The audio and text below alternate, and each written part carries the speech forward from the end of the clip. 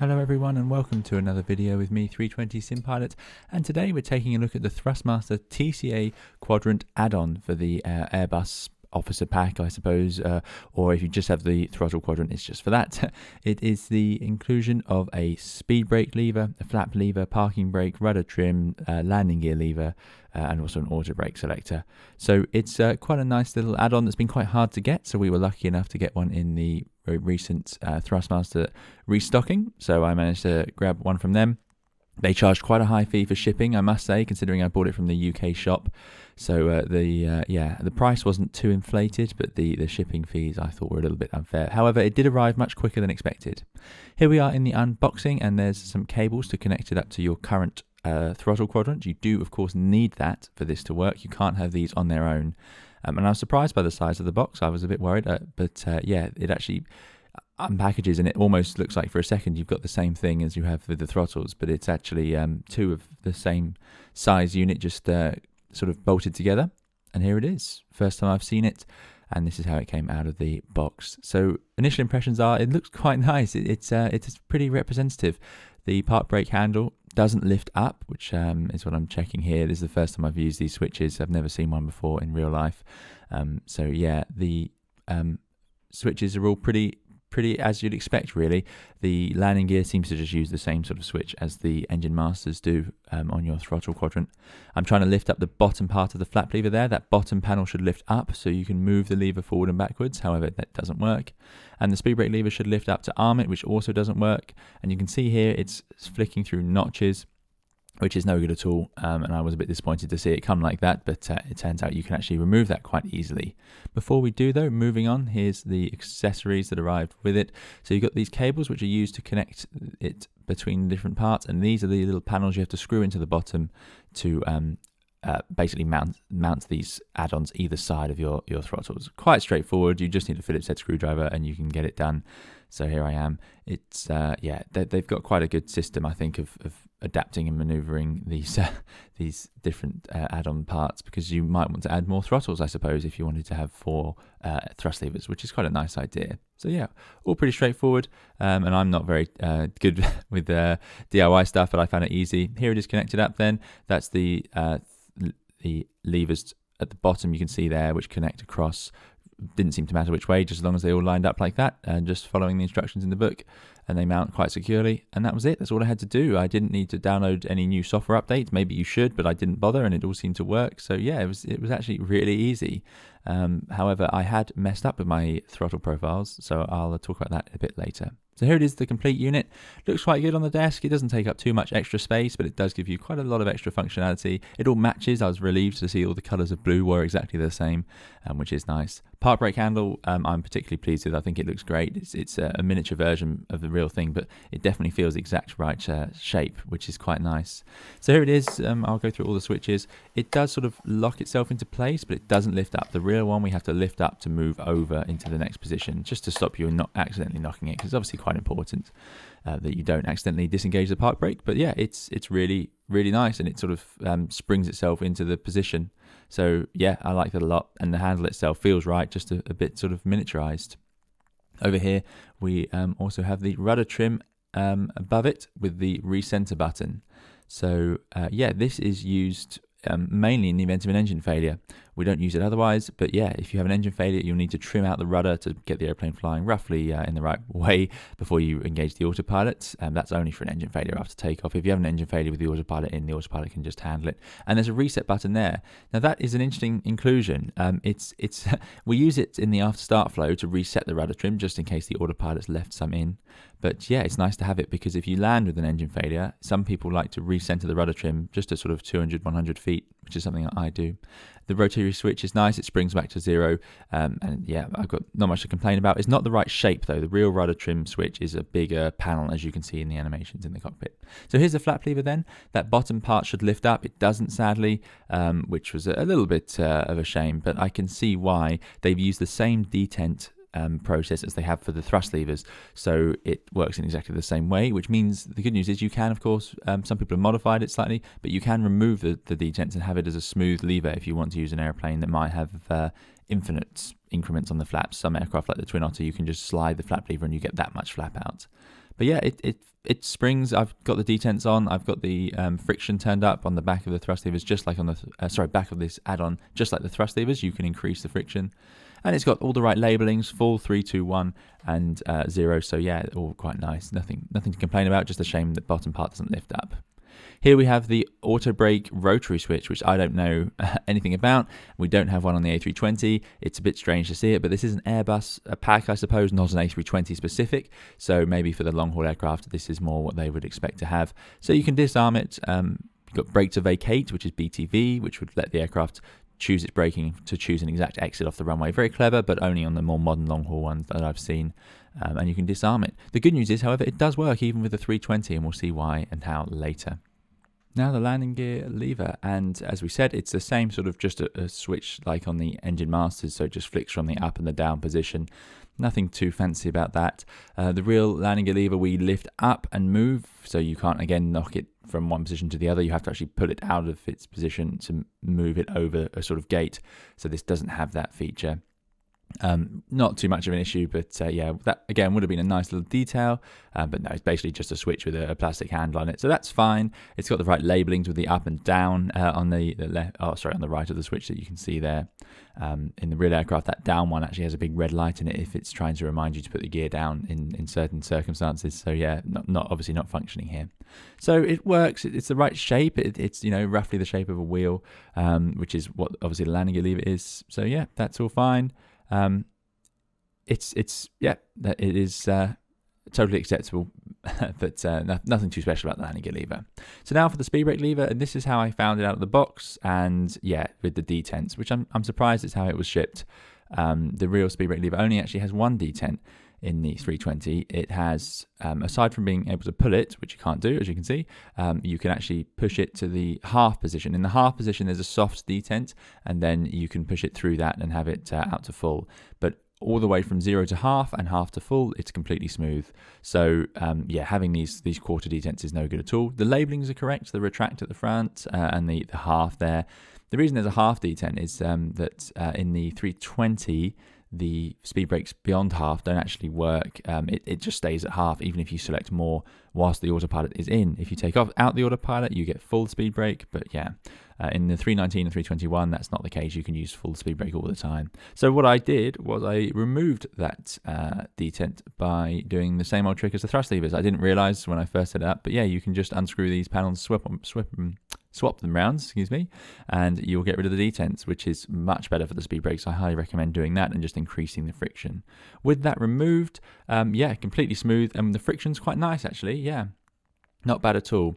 It's still a little bit smaller, so all of these controls are smaller than the real ones to actually hold, so the speed brake lever, the flap lever and so on. So here we are now in Microsoft Flight Simulator, of course, in the 320neo. There's no denying that this product originally launched around the time of Microsoft Flight Simulator, or very soon after, with the Airbus Officer Pack. So it is going to be interesting to see how well this add-on now integrates for someone who's already got the original Officer Pack, which is obviously typically how it would arrive, because it's usually people who've already got the original pack who are going to be setting it up, unless you're lucky enough to get it all in one go.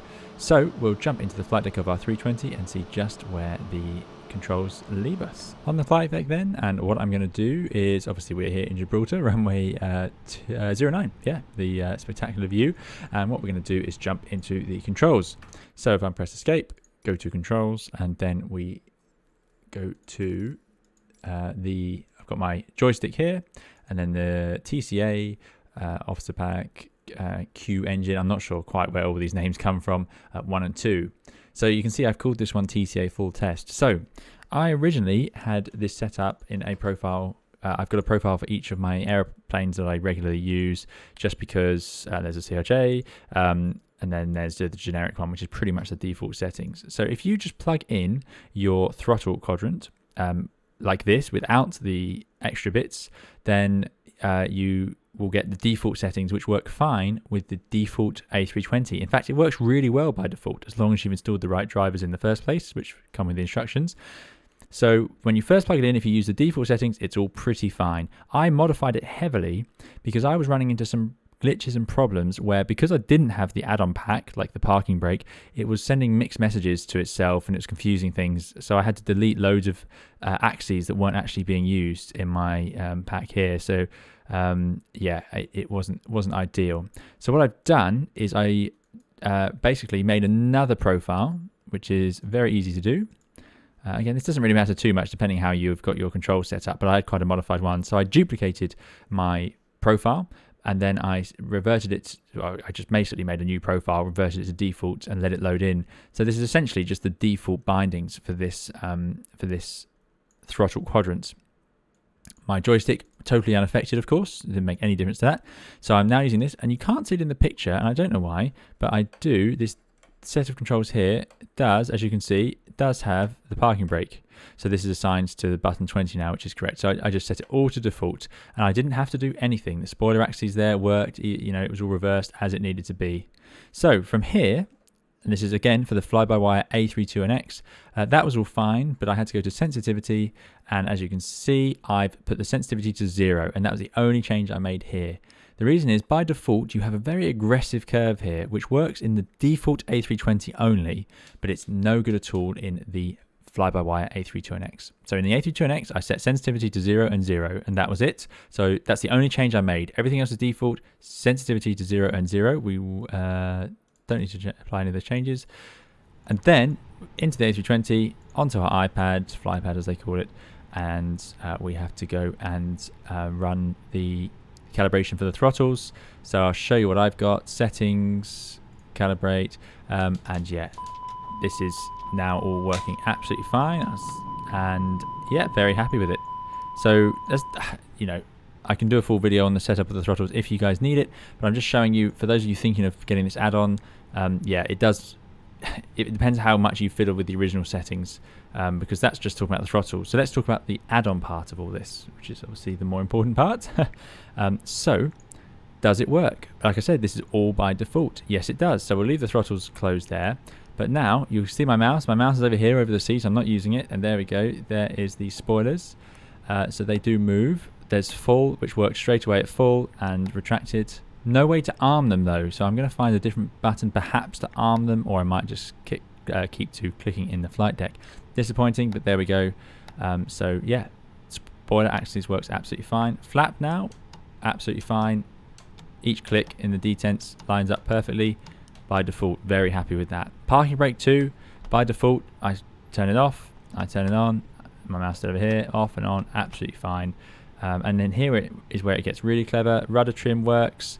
Now, although you can see this switch not moving in real life, obviously the switch rotates left and right, just like it does on my little TCA. The great thing here is, run it to the right. I'm pretty sure it's not a lowercase r, I think, but I haven't seen it in a while now. But yeah, anyway, if you click the reset button, I won't do it here, I'll do it on my little unit. There we go. It winds back to 0, which is accurate, because in the real aircraft, it can't just it doesn't just spring back. It actually runs back because it is moving the rudder position. So if you reset that in flight, which is something I might do on a single engine approach just before landing, I'll ask the other pilot to reset it, then it will wind back to 0 gradually like that, which is great. So that all works. What else have we got? Yeah, we have the auto brakes. So how do they work? Well, if I set it to the brake to vacate setting, it's off, and then you can see here it goes onto low. If I set low, same for, oh no, it goes up to medium if I go to the next position up, and then if I go to the position above that, it goes to max. So yeah, it works. So you've basically got all of that choosable from this little rotating dial. Now we know that the Airbus has push buttons. When I first saw this, I thought it was a bit odd. I didn't understand why they put it as a rotating switch when they didn't need to, and you can disarm it. There's a few positions on this switch that don't get used properly, but in hindsight, it's quite handy. It's quite nice on approach and stuff like that, especially if you're doing circuits or something. So there you go. Gear lever works, but doesn't work on the ground in this. So I think that's it. We'll need to get in the air before we see any more. So now let's give it a go. It's quite pleasant to do a whole takeoff roll. Now we have all our controls set. So I have the hardware around me set up with the auto brake. I've got the gear down. Those engines should have been on. Yeah, and the flaps are set to 3, which they are in here. So it's good fun, and my thrust levers work. So I'm going to turn off the parking brake. So I'm going to squeeze on the toe brakes with my pedals, turn off the parking brake, and then let's go. It's quite interesting, quite funny to be doing this. So half stick down, 50% on those N1s, let the engine spool up. And we're going toga. So there's MAN toga SRS, auto thrust is armed and blue. So none of this is any different. The only thing we're going to see here really is that gear lever as we get into the air. But still, definitely nice to have it all double checked with the hardware, I suppose. So 1800 knots should have neutralized that, and there is the rotate. So up we go. Positive climb, and now it's hard for me not to reach my original assigned key. Put that gear lever up. Now I'm not going to do that, so we're going to pull the heading there. That one leave it in heading mode. And try again. It's not doing what we want. There we go, heading. Autopilot 1. And away we go.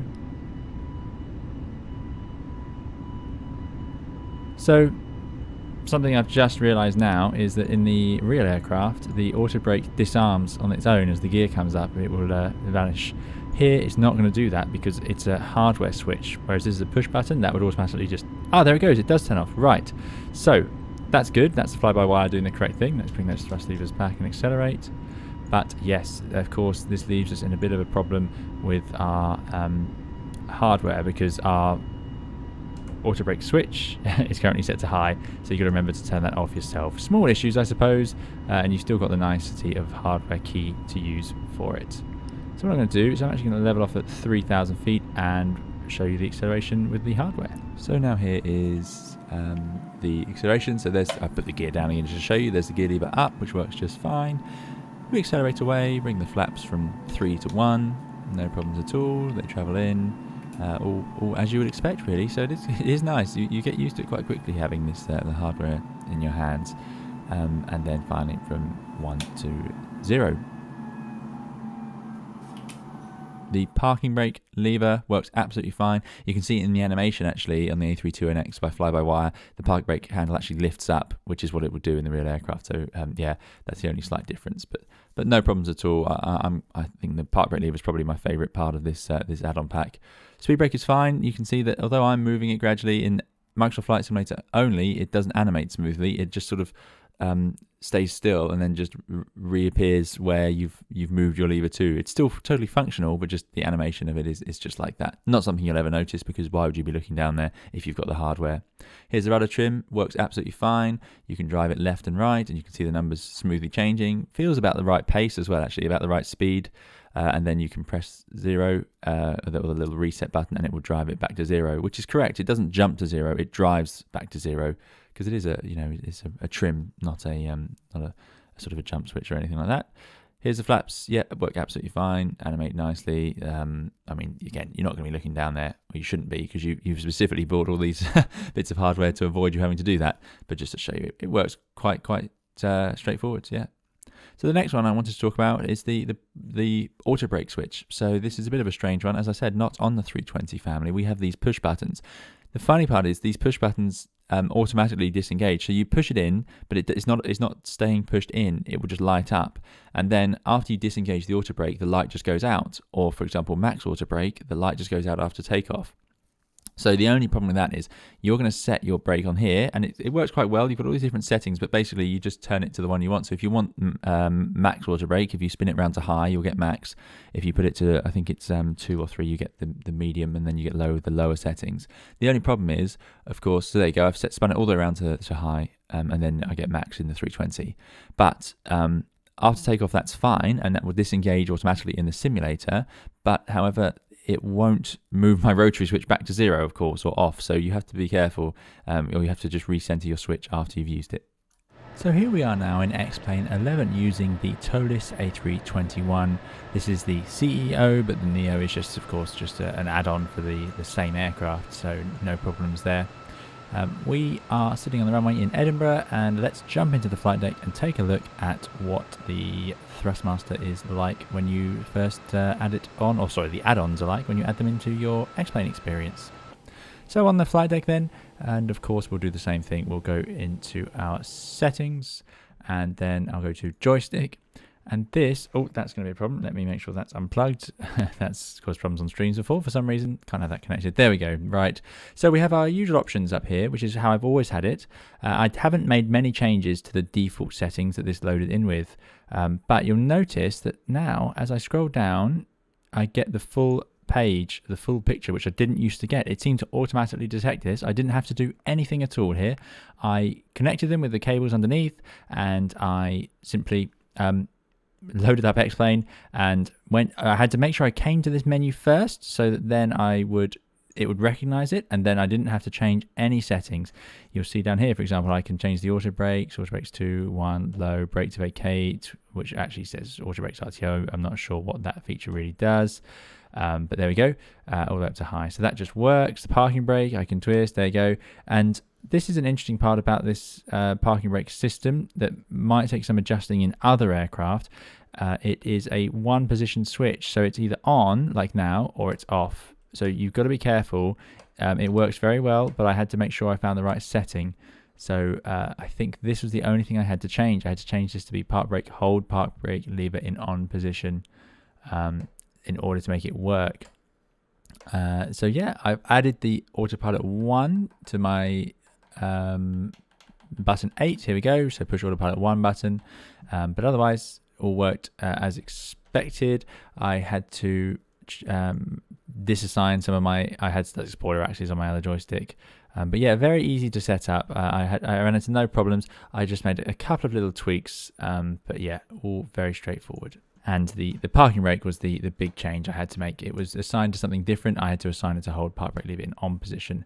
And there we go. And then I clicked done, and here we go. And lo and behold, park brake works, on and off. Flap levers works. Nice that it's animated. I like that. And if we go to the speed brake lever, that is actually smoothly animated this time. Rudder trim switch as well, it works, although still the actual lever, or handle I should suppose, doesn't actually move. If you press 0, it runs back to 0, and there you go. That's what I was expecting. It's a big capital R, not a lowercase r. I thought so. But there we go. So that all works. The auto brake feature now, you can see it's set to max. If I move my switch, it's pretty much the same. Those 2 positions are for low, then there's 2 positions for medium, and then there's 1 position for max. So that's all fine. Brake to vacate seems to, brake to vacate and disarm seems to set it to low in the Toliss. But there we go. So set that to max. Good. Can't arm the speed brakes, of course, but they do travel. Yeah, I think that's about it. The only other thing is you see we're moving, so let me set that park brake. That'd be very uncomfortable in the cabin. The gear lever, of course, does work once you are in flight, but I won't take up too much of your time showing you that. But yeah, so it very straightforward for the Toliss. Just the parking brake was all I had to change. I was really impressed, actually. I was expecting this to work more easily in Microsoft Flight Simulator, and it does work very well in that, but I was surprised at how well it worked with the Toliss. So yeah, really, really nice add-on for that, for those of you using XPlane 11 and the Toliss A321. Just to show some other perspective, here we are in the 737-200, the FlyJason 737-200, which is a fantastic add-on, of course. And what I want to show you is just how the controls work by pretty much default, although with a little bit of modification, and the cat has woken up just in time. I'm not sure if you can hear her. So, thrust levers obviously work, the reversers work, all based on the details I had before.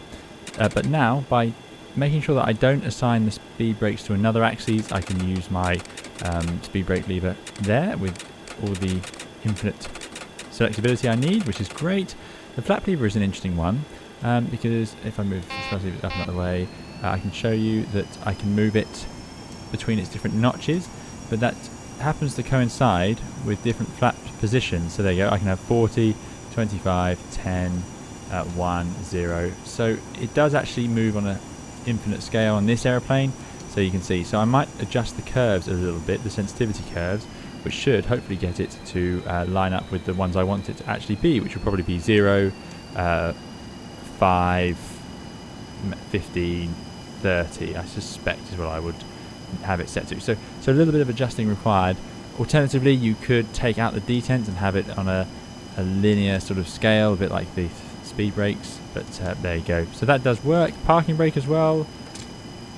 I can now, using the right commands, twist on and twist off. Works exactly as intended. Again, I had to do a bit of control fiddling to make sure this all worked, but not too much, just finding the right command really to make sure it works as a toggle. The gear lever absolutely works as it should, which is great news. The auto brake, I have yet to work out what it's actually changing. I can hear something changing. I don't know what it is though. So you guys let me know if you can spot. Let me set that park brake again. Yeah, you let me know if you can spot anything changing. So I can hear it, but there we go. So yeah, gear lever works, speed brakes, flaps work, parking brake, and does the rudder trim work? Yes, it does. Look at that. So even the rudder trim works, and so does recentering it. Although, of course, in this one, it actually does just flip to 0, because I don't believe it uses the same sort of. I don't think it has a recentering position, as far as I'm aware. Stand brake release. Yeah, no, I don't think so. So anyway, there you go. It is entirely possible to use it quite nicely with other aircraft, as you would expect, really. So that's all for today's video. Thank you very much for watching. So what do I think with my first impressions of this Thrustmaster TCA Quadrant add-on set? Well, I like some of the features it gives me. I especially like having a speed brake lever as a piece of hardware, so I can keep my hand on it and not forget about it. The plastic and materials are exactly the same as a thrust lever, so there's no change in quality there. They're built quite well, but wouldn't take up too much abuse, I wouldn't have thought, so you do have to be a little bit careful. They're definitely, of course, the smaller size than the real aircraft and slightly different materials, but some of the shapes are really spot on, especially that parking brake. Very impressed with that. I would say from my first impressions that the thrust levers themselves are definitely more useful, because having those thrust levers there and having the detents makes flying the Airbus far more realistic. But these are nice additions if you choose to have them. However, I did have most of these functions, like the flaps and speed brakes and so on, assigned to other axes around or other buttons, so it's not such a game changer. However, I will be doing a more complete review of the entire setup in a video soon, so do please subscribe if you'd like to see more videos about the Airbus and different flight simulators and different streams on aircraft soon. Thank you for watching. Bye bye.